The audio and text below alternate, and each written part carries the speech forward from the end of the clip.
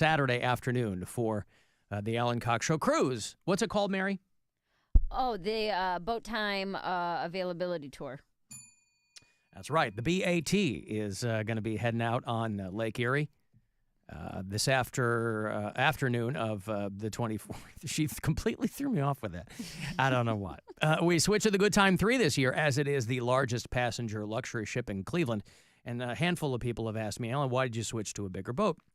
And I said, well, because we're a good decade into doing this event, and it's so much fun. But the last few years that we did it, of course, you might have seen photos online and in the paper about how many people had to hang on the side of the boat the whole time because we simply didn't have enough room to accommodate. And sure, embarrassing for us, but a mistake that I was not going to make again. So we're going to board the Good Time 3 on Saturday afternoon, right there by the Rock Hall. That's where it docks.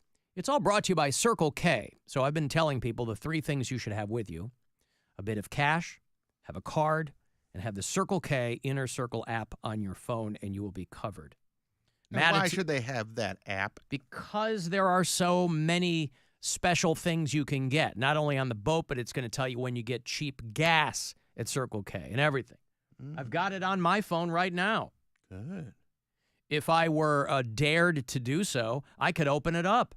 I dare you to open it up. 69-cent. Nice. Polar Pop. Oh, I thought that was gas. I was like, damn. No. Damn, I'm about to fill up some of this cheap-ass gas. You like Celsius drinks? Those are pretty tasty. The strawberry coconut. Buy 3 for $6. Whatever all the Inner Circle rewards are there, you're going to find out.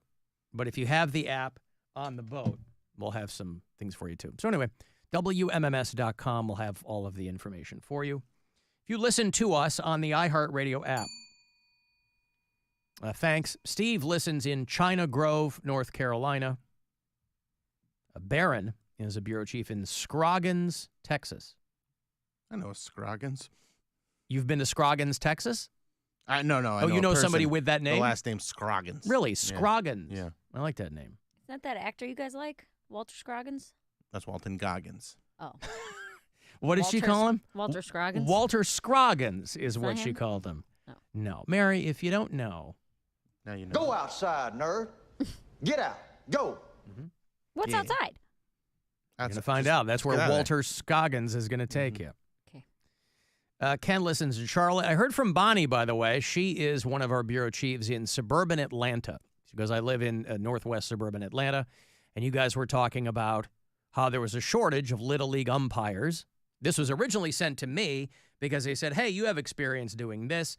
They can't get enough umpires and refs because it's such thankless work because of all these angry parents. And she sent me a photo of a sign posted where her son played Little League. And it's a big old sign. And this is for the adults. These are kids. This is a game. Parents should cheer for everyone. The umpires are human. You and your child do not play for the Braves. These are for grown-ups, by the way.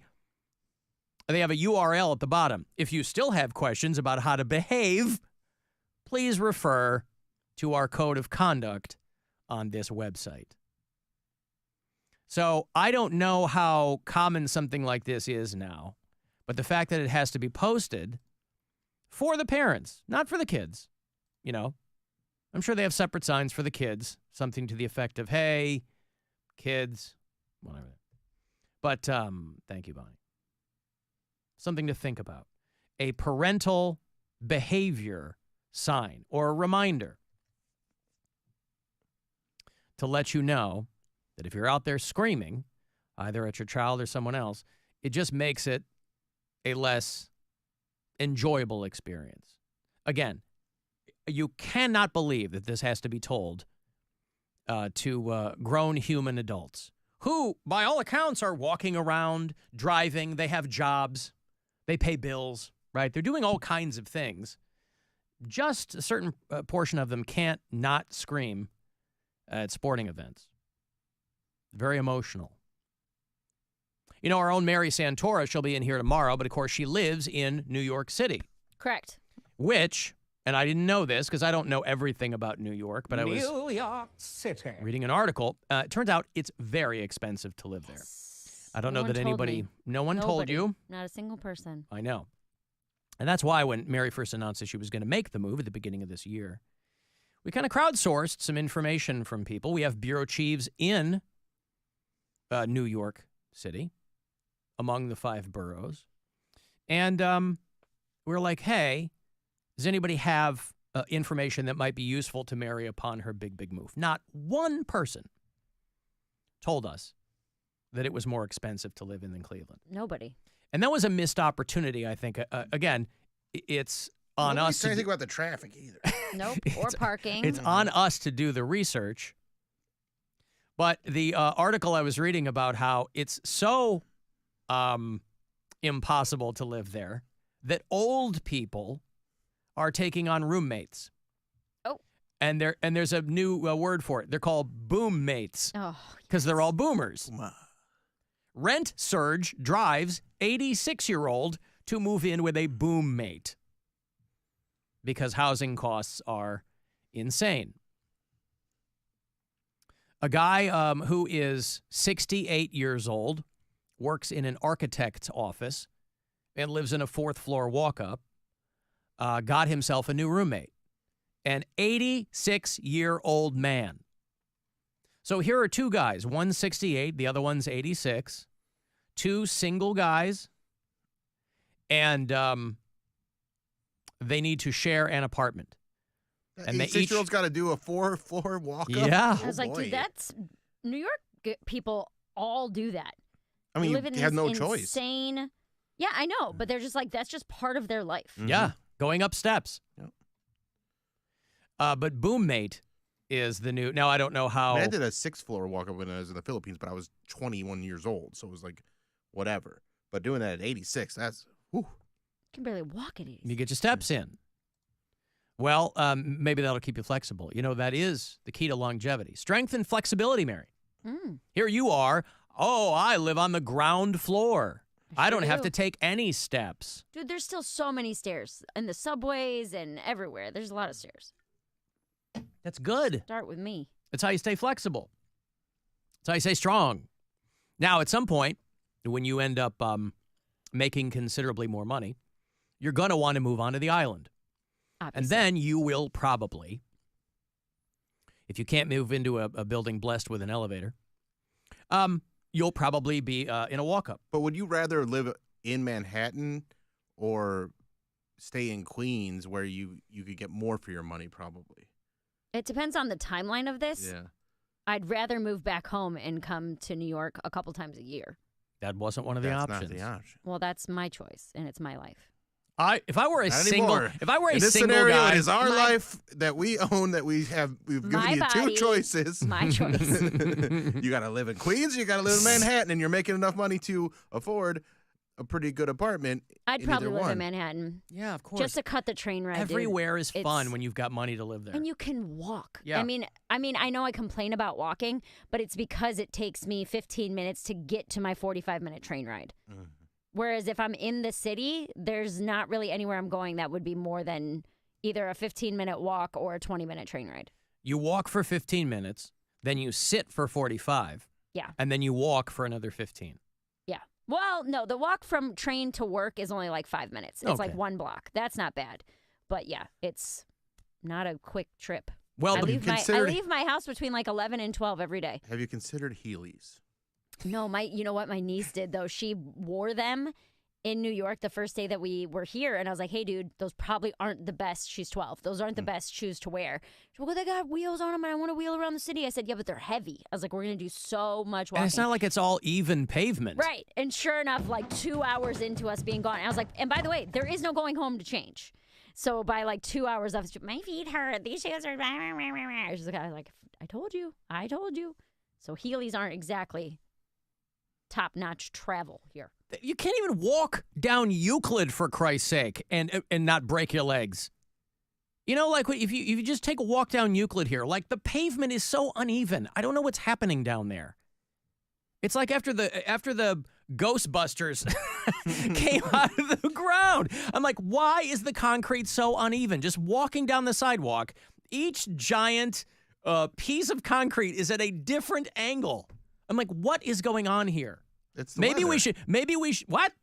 It's not the weather. Yes, it it is is. not. No, it's not. It's like that is. year round. Right, but it's not. It doesn't start like that. It gets like that because water gets in the cracks and then the freezes and it jumbles stuff up. I'm Yeah. sure that doesn't help, but it was already jacked up right down here. If you walk between wherever we are here, what is that, 6th or That's 6th, yeah. yeah. You walk between that and Public Square down Euclid. It's like you're doing goddamn parkour. And I don't understand it. So I'm sure the weather doesn't help that situation, but it's so weird. You know, because you see so many people downtown on scooters. I'm like, wow, bro, you are taking your life in your hands on one of those scooters. I walked over that way the other day, and I didn't notice this. There's dips and hills and valleys. Maybe you were so enthralled by everything going on around you, the environment and the electricity in downtown Cleveland. The funny bus did drive by, so I had to yell at them, get their attention. Had to. Have to. Did you yell at them? Oh, yeah. What did you say? I said, hey. Hey, I've been on that. That's the Big Lots guy, because there was Darjan. Yeah, he's in a Big Lots He's in a commercial. Big Lots commercial. I'm like, are you the guy from Big Lots? He's like, shut up, Bill. You blew up his spot. So I don't know if the boom mates trend is going to take off in a big, big way. But listen, there's no shortage I'd of watch stories. that reality show. Yeah. I watch two New York boomers that don't want to live together. Oh, yeah. Edit Well- that down to a nice half-hour episode. Yeah, they talked to both of them, and they were like, "Look, we get along, For but now. we just It's split the only the red. We beginning, yeah. kind of stay out of each other's way." Alan Ferber is 86, and Dan Yafet is 68 years old. Raising housing prices make living alone unaffordable. And so the boom mate trend is blowing up. And that is kind of part and parcel, too, of living in a massive place like New York, where you go, there's really no end. There's really no, like, towards the end of your life when things get easier, right? Some people go, oh, I can't wait to retire. I'm going to do this. It's some places where you live, especially a place like that, it's always going to be something. Always going to be something. Yeah. You're 86. There's no kicking But- back, putting your feet up, but The people who are here when they're that old have probably never left. Right. So it's all that they know. this guy probably had to leave like a rent-controlled apartment from the 20s.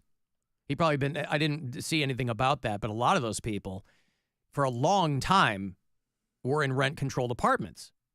So you'd have these old women in these massive brownstones, and they're paying $200 a month because they've been there since the 30s. And then all of like the anti-rent control legislation, because landlords hate that crap. They're like, hey, we want to tear this building down and make it condos because it's all about new development. They kick these old ladies out.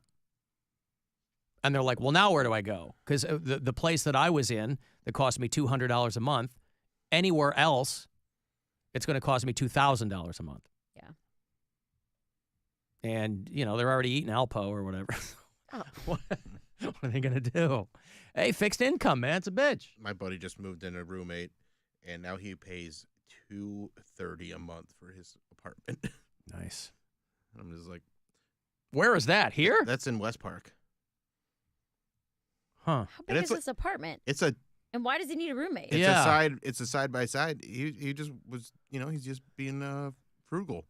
Good And for him. So, and his friend needed a place to live, and so he's like, okay, you move in here, and yeah. Yeah, if I were single, when It's in I West Park. was, it's like it's a big house actually. I mean, I would not care where I lived. I just wouldn't care. If it were just me, I live in some real hellholes, boy, and I don't care. That was 30 years ago. I wouldn't care now if it were just me. So when you talk about like, well, would you rather live in Manhattan or, yeah, absolutely. Yes. You get around easier, whatever. You don't have to take that 45-minute train. Mm-hmm. You're gonna miss that 25 square feet you're giving up in Queens. Yeah, right. You're Yeah. gonna miss that entryway. Yeah. That 25 square feet never looks bigger than when you don't have it anymore. So I'm just chuckling a little bit, as gross as the whole matter is. I'm listening to Rover for a little. So I'm just chuckling a little bit, as gross as the whole matter is. I'm listening to Rover for a little bit before I throw a podcast on the radio instead. And they're talking about bed bugs and how they have confirmed bed bugs are in the, at least in their studio, if not the whole iHeart portion. And my first and main thought is, oh my God, Alan's going to burn the place to the ground, especially as this develops any further. That's it. I just wanted to just let you know bed bugs are back in the fray again. Okay, bye. Yeah, I heard about that. Yeah, I heard about that. I was getting messages from people this morning before Rob even texted me. Hey, man, just want to let you know, I haven't place checked. I'm like, okay. I mean, I said what I had to say about it the last time this happened. I can't believe it's happening again, but okay. And we were in a different studio last time, too. We were at the exact opposite end. Yeah. We were Now in the you're street right side there. studio. Well, Yeah. now I'm a few doors down. Yeah. So I'm more worried because I do some prep stuff in one of the studios that another member of that show uses from time to time. So I'm trying to avoid that because I don't want any cross-contamination. So I did not use that studio today. Well, Hopefully there's enough. the text I got this morning was that they're having the building checked and Jeffrey's not allowed back in the building until that whole thing. I'm like, okay. If he's not fixing the problem at his house, it's never going to get fixed. He's going to continue to bring them in. I guess. I don't understand. I mean, given the frequency with which this company fires people, the level of accommodation that other people receive around here is astounding. I don't know what the upside is of requiring this place to be repeatedly fumigated. I don't know what the upside of that is. Content. What content? Bed bugs again? Here, He brings we'll be a right lot back. to that show. Bed bu- He does a lot. Now, he doesn't do a lot. I'll but, take your word most of for the it. show But is- how show is him being how bragged important do on. you have to be? I have some pretty important people on this show, I think, and far fewer of them. Since when? And if I were like, oh, bed bugs again. Yeah. I mean, whatever. It's his show. Who knows? I don't know what that costs, Rover. I'm sure it's not fun. It's not fun for anybody over there either. You know, when our studios were in Independence, we had our own hallways, and we were all in a different part of the floor from all the other departments. We were all spread out. So they could do puke cannons and skid mark soccer balls all morning long if they wanted to, and that'll befriend me. Well, we moved down here because the company wanted to shrink their square footage. So we went from 30,000 square feet to 10, and there are no hallways. So I have to think it's unlikely to affect us down here. But there are desks right outside all of our studios. And if I was somebody at a desk across from that studio, I'd be screaming blue murder. So I don't know what's happening down there. It's not really any of my business. But everybody was blowing me up about it. I mean, it becomes your business when it's something like this. Well, I have no experience with bed bugs. They're a pain Maybe in the ass. maybe they they're not. suck. I mean, the way that it's treated around here, maybe they're really not a big deal. I don't know. No, they are. Okay, well, then Well, why are we going guess- through this again? I don't know about an office space, but in a house, like, I had bed bugs and I had to, it was like 6 months of treatments where they come in, they do the initial one, and then it's every 4 weeks. They come back, they spray, they do, they check everything. You had, at least with the company I hired, I had to take all of my stuff, all my clothes, anything fabric, put it in the dryer so that way it would kill them, and then take everything out of, like, off my bed, put it all in the bathroom so they could come in and spray once a month. Like, it's not an easy process to go through, which is probably why he hasn't done it and continues to have bed bugs. Yeah, well, okay. Well, I But guess I understand. I'd be frustrated. I'll let too. them contend with that. Again. Okay, hey, on to happier things. We're going to get out on the lake on Saturday afternoon. What's the boat called, Mary? It is the boat of the river of the lake of Wow. Cleveland. Wait, I'm What not is it? done. It turned into a Tolkien novel I'm all not of a done. sudden. It's Yep. the boat of the river of the lake of Cleveland's #1 afternoon show, Alan Cox. Right. Yep. Bed bug free for almost Bed bug 15 years, everybody. Mhm. All right, Captain Fun's floating fandango regarding the Good Time 3, and we would love to have you along. And there are our last few pair of tickets to give away. It's all brought to you by Circle K. And I will have that pair for you next. It's the Alan Cox Show. Everywhere on our free iHeartRadio app. Or whatever smart device you have. Just tell it to play the Alan Cox Show on iHeartRadio. Get ready to win your way to our 2024 iHeartRadio Music Festival. Presented by Capital One. And $1,000. You'll be there for a weekend full of superstar performances. Big Sean, Camila Cabello. Doja Cat. Dua Lipa. Gwen Stefani. Halsey. Hosier, Keith Urban, New Kids on the Block. Paramore. The Black Crows, Thomas Rhett. Victoria Monet. Never before seen collaboration.